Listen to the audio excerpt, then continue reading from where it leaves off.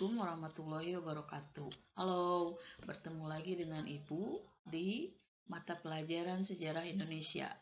Kita sudah ke pertemuan yang kedua ya. Materi pada pertemuan kali ini kita akan belajar mengenai konsep berpikir sejarah.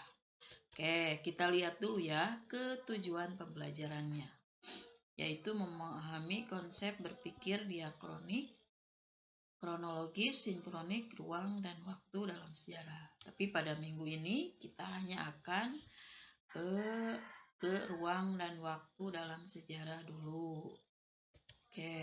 Pertama, sebelum ke cara berpikir sejarah atau konsep berpikir sejarah, kita akan ke pengertian sejarah dulu.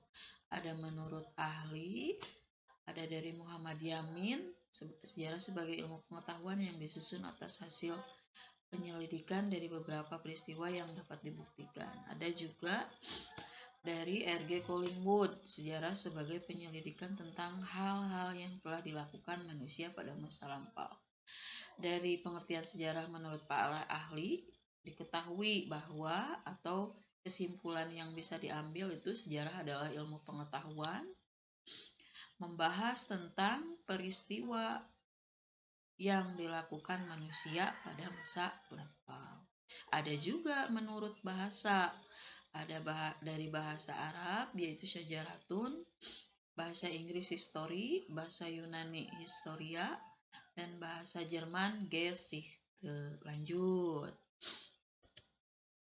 Ada 3 unsur sejarah, ada manusia, ruang, dan waktu. Manusia sebagai pelaku atau subjek sejarah. Ada sebagai objek sejarah, juga ada sebagai subjek sejarah. Ruang, unsur yang kedua itu ruang, tempat terjadinya suatu peristiwa. Kemudian yang ketiga yang merupakan unsur sejarah yaitu waktu, yang digunakan untuk menandai kapan terjadinya peristiwa yang terjadi. Kita lihat contohnya ya dari penerapan unsur sejarah. Misalkan peristiwa proklamasi kemerdekaan Indonesia. Dari peristiwa proklamasi kemerdekaan Indonesia, kalau kita urai unsur sejarahnya itu ada manusia, misalkan dari bangsa Indonesia atau Soekarno-Hatta. Ruangnya bahwa proklamasi kemerdekaan Indonesia itu dibacakan di Indonesia di Jalan Pegangsaan Timur nomor 56 Jakarta. Kemudian waktunya, proklamasi kemerdekaan Indonesia itu terjadi pada 17 Agustus 1945.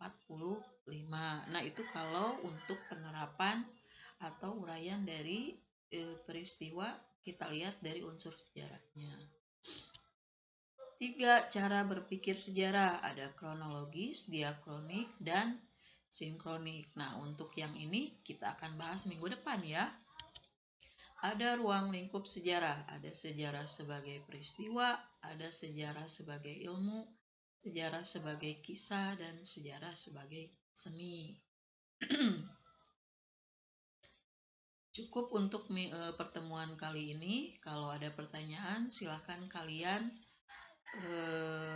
utarakan atau sampaikan di grup WA. Salam jas merah. Wassalamualaikum warahmatullahi wabarakatuh.